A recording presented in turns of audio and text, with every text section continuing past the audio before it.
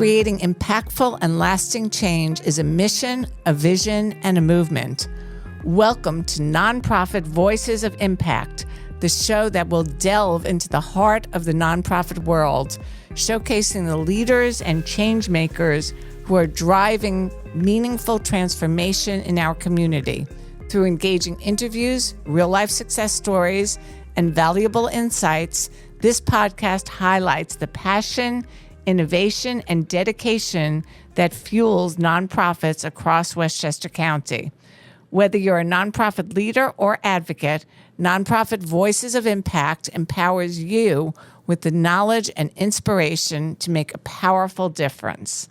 I'm your host, Dr. Marsha Gordon, President and CEO of the Business Council of Westchester, and I'm joined by my co-host, Linda Tyler, Vice President of Membership and Programs, Business Council of Westchester. Nonprofit Voices of Impact is sponsored by New York Presbyterian and PCSB Bank. Thank you for your support of the BCW Podcast Network.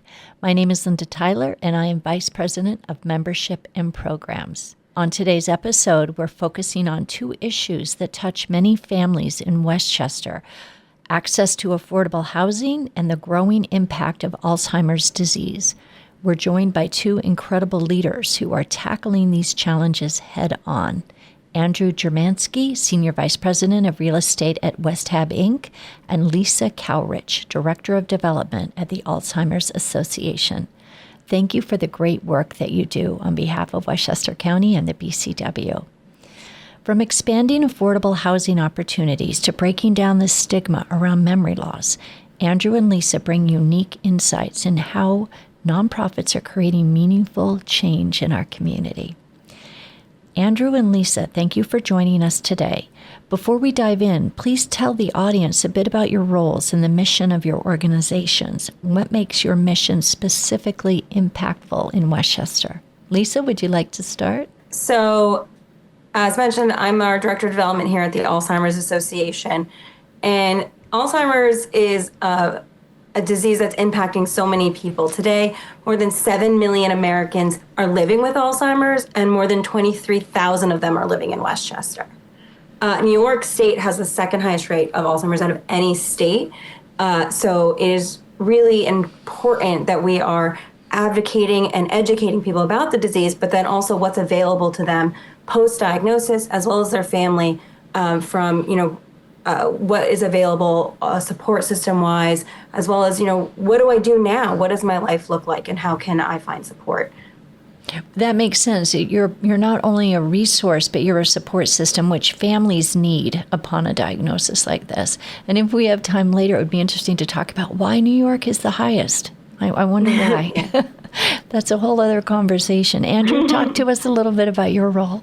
Yeah, thanks for having me on today. I'm Andrew Germansky. I'm our Senior Vice President of Real Estate Development at Westhab. I run our real estate development department and property management. Westhab is a kind of a nonprofit community development organization. We build, run, and operate affordable housing programs, supportive housing programs, operate homeless shelters. And we kind of run the gamut of different types of services, from employment services and youth services and day camps in the kind of lower income neighborhoods that we serve.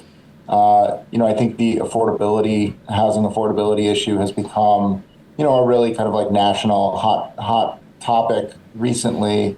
It's been going on for a long time. And in Westchester specifically, we have the highest average median income in the country. Our rents here are really high, and it's hard to support our workforce. And it's, a political issue throughout so many different municipalities here. But it's really a regional issue. We're all dealing with this in the tri-state area. And, Westhab is trying to do its part to, address the affordability crisis that we're going through, in relation to housing, and serve the people, that are in our housing, our clients and tenants, and also, the people in our shelters that are looking for housing. You're really supporting every aspect of this experience and entire families, for those who do not have any housing resources and those who have a certain, income where they need housing, obviously, but, with limited resources. So thank you both for the great work that you're doing. What makes this episode extra special is that you're both part of the many incredible non-for-profit organizations supported by the BCW Rising Stars Alumni Non-for-Profit Partnership. We have Amanda DePalma here with us today to talk a bit about this special program. Thanks, Linda. The BCW's Rising Stars program, now in its 22nd year, is modeled after the National 40 Under 40, and it spotlights under 40 professionals who demonstrate leadership, innovation, and commitment to the Westchester business community. Beyond the recognition, the Rising Stars Alumni Group comes together through what we refer to as our not-for-profit partnership initiative, lending time, expertise, and resources to Westchester's nonprofits. This initiative ensures nonprofits get both visibility and hands-on help from business leaders committed to strengthening our community. And what we do is we partner with the nonprofits that have Rising Stars winners in that current year. And so that is who the group focuses on each year. Lisa and Andrew, you're both Rising Stars honorees, and your organizations have also been selected as nonprofit partners. How has being a part of the Rising Stars community and this partnership influenced your work? Let's talk a little bit about that. It's been a very interesting process, meeting all of the other, honorees, but also meeting all the alumni. It's a great opportunity to network within Westchester. Our projects happen all throughout the county, and it's helpful to have support through all the different community members and stakeholders and, politicians. And, we really need to build a base of support to achieve, the goal of addressing the homelessness and affordability crisis here in Westchester. So. And you're both, when we think about it, and I think it's true for every non-for-profit, a huge part of what you're doing is raising the awareness, right? So people understand what the mission, the need is, and then ways to solve it. Lisa, chime in. Share with us a little bit about your thoughts on this topic. Yeah, I think it's, Andrew really hit the nail on the head in the concept that there's this sense of community now. We've always had a sense of community within the BCW. We love being a member of that organization, but then this additional aspect of it is these rising stars. I've met with so many different people who have a connection to our disease, but didn't necessarily know what was available to them. We are the largest nonprofit funder of dementia research. We're trying to find a cure, but at the same time, we're providing the support for people who are impacted. And in so many of my conversations I've had with people, it's, oh, I know somebody, or it's my parent or my grandparent or my uncle. What is available to me? What support systems do you have? Here's education, here's support groups. We have opportunities for you to be a part of our community as well.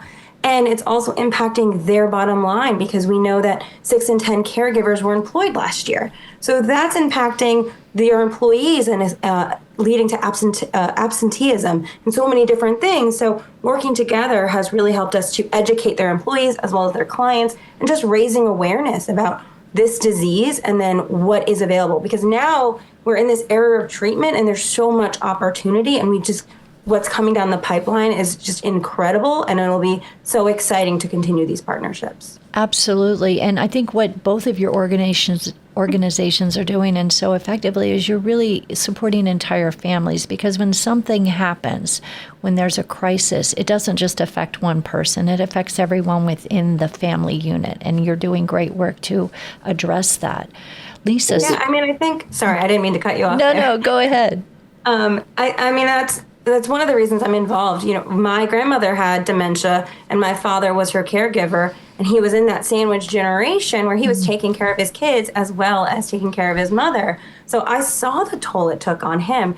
And I do this because of to honor the memory of my grandmother, but I do it because my father was a caregiver and he didn't know where to turn. And I don't want anybody to know that there's nowhere for them to go. There is such a passion in what you're saying. And I think for anyone, if you know there's a list of resources, right, it takes some of the feeling of, isolation or fear or crisis out of any situation. So your points are really valid.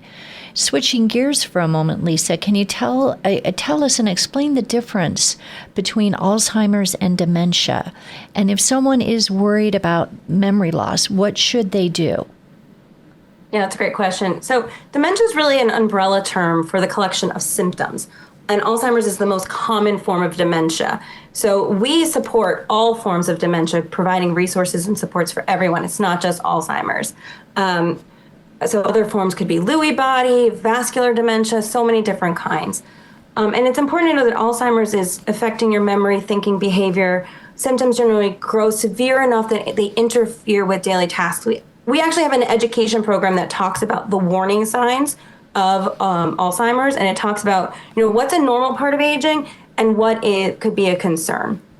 It's very important, if you have any cognitive concerns, to talk with your physician, because it could be Alzheimer's, it could be something else, and getting a diagnosis is very important. So you also want to make sure you get diagnosed early.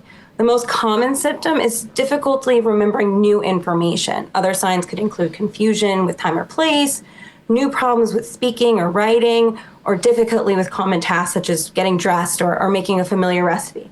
So, I always use the example that I never know where my keys are, right? I lose my keys all the time. That is who I am.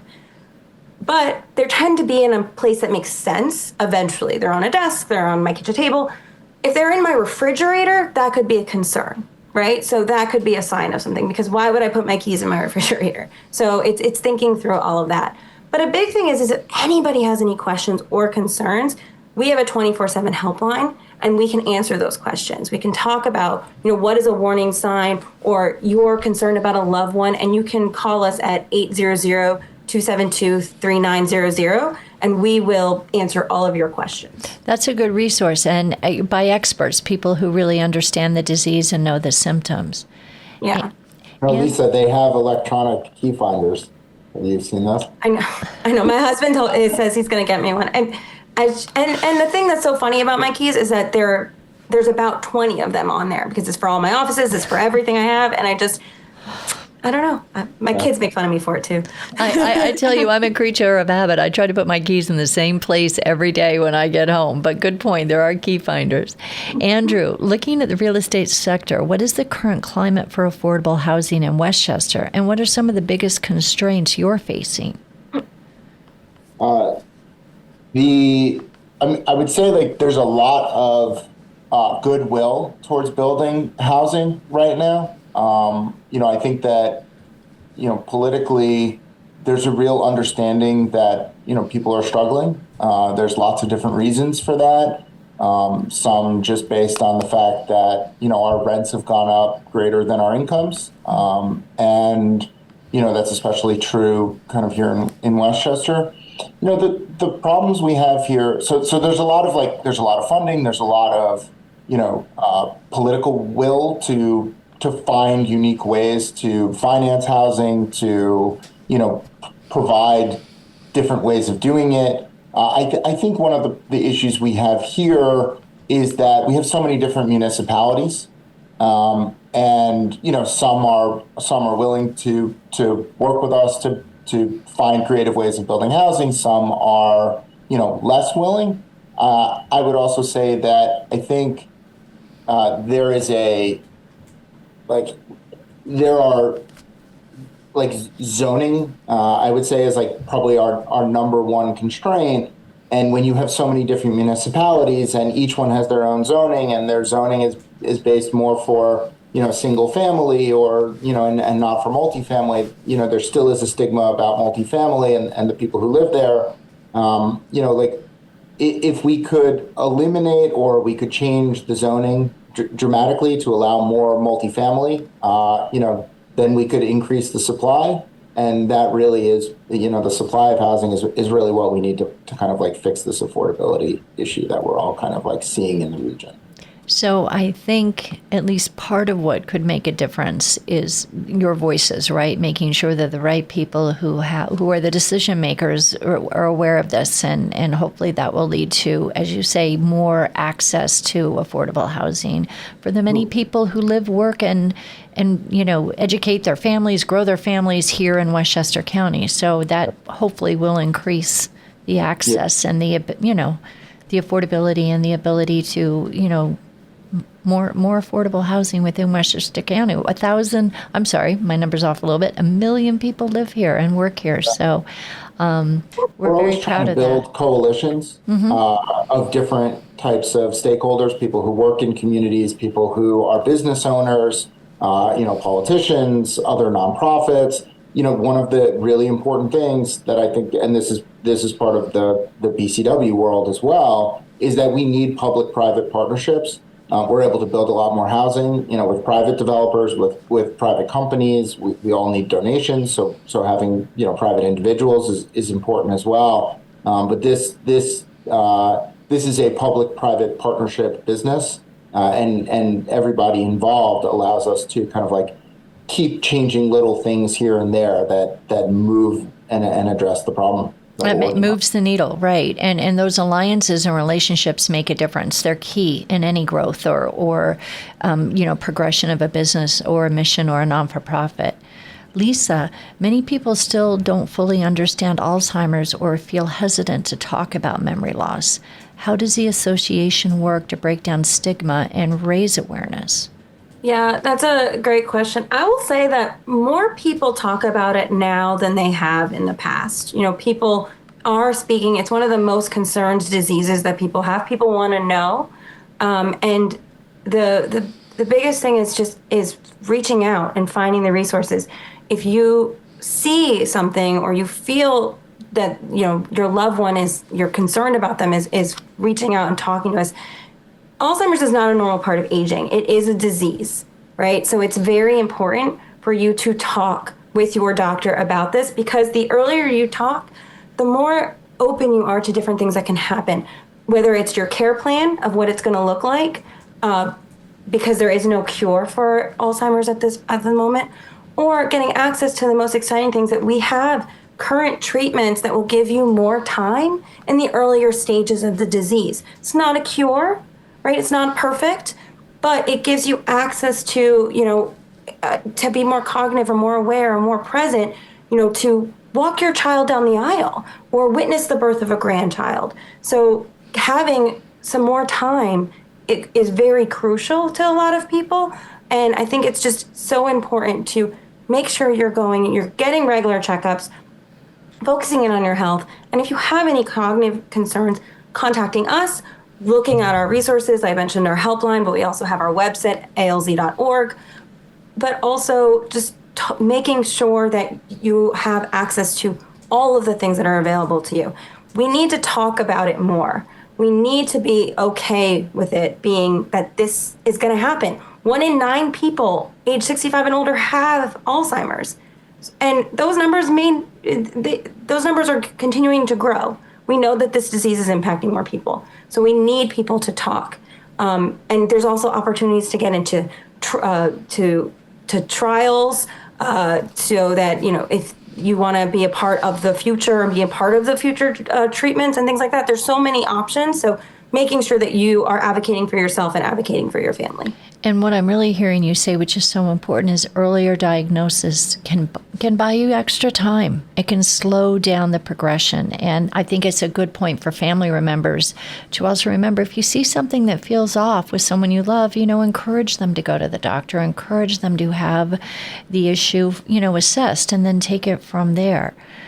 And it's really important to plan, whether maybe you don't qualify for these early treatments, but you, when you're most cognitive, want to be a part of your care plan.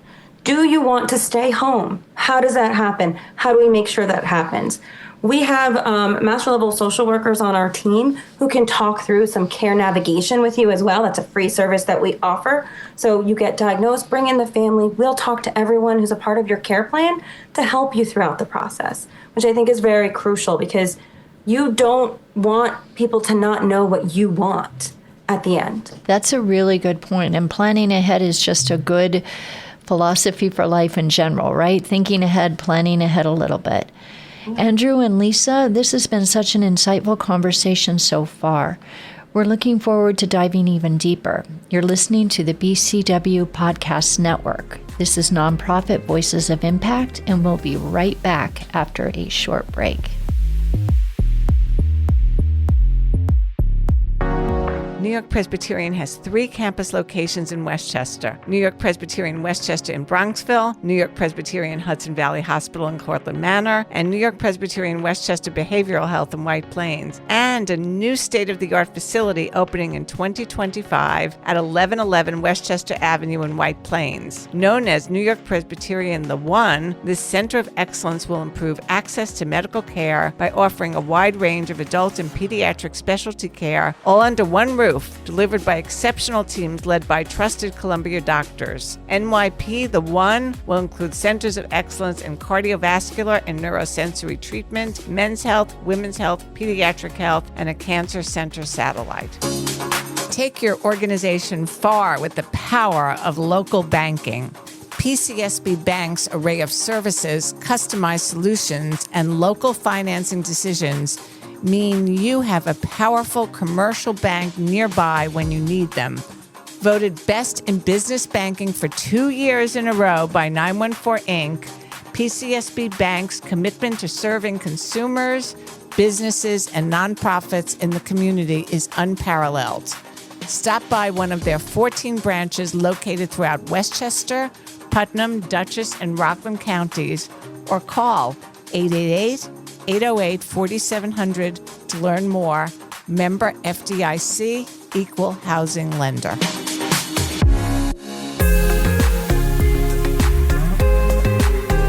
Welcome back to the BCW Podcast Network. This is Nonprofit Voices of Impact. Today we have the pleasure of speaking with Andrew Germansky, Senior Vice President of Real Estate at Westhab, and Lisa Kaurich, Director of Development at the Alzheimer's Association.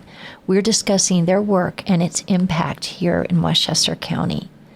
Andrew, how has the real estate industry changed over time, and where does it seem to be heading? We've talked about that a little bit. Well, one thing that's changed, there are sustainability goals that have definitely changed over time. When I started working in this industry, we were doing conversions from electric heating systems to gas heating systems. And now we're doing all of our work switching out gas systems for electric systems. Now they're more efficient, but I think that's been a pretty big change on the sustainability side. On the financing side, we've definitely entered into a new kind of like market period where interest rates are higher, where inflation drove up construction pricing. So, we have to be more selective about our sites. We have to look for better value from acquisition costs. And we also, I think we need more, variances here and there. So like one of the things we've run into in Westchester is huge parking requirements in zoning, but people aren't driving as much, and especially our lower income tenants just don't have as many cars. So we have to ask for deeper variances, than we used to make our projects work, because obviously building parking is expensive. Mm-hmm. So, I would say like that's kind of the big thing is that we need to do the same amount, with less financing available to us.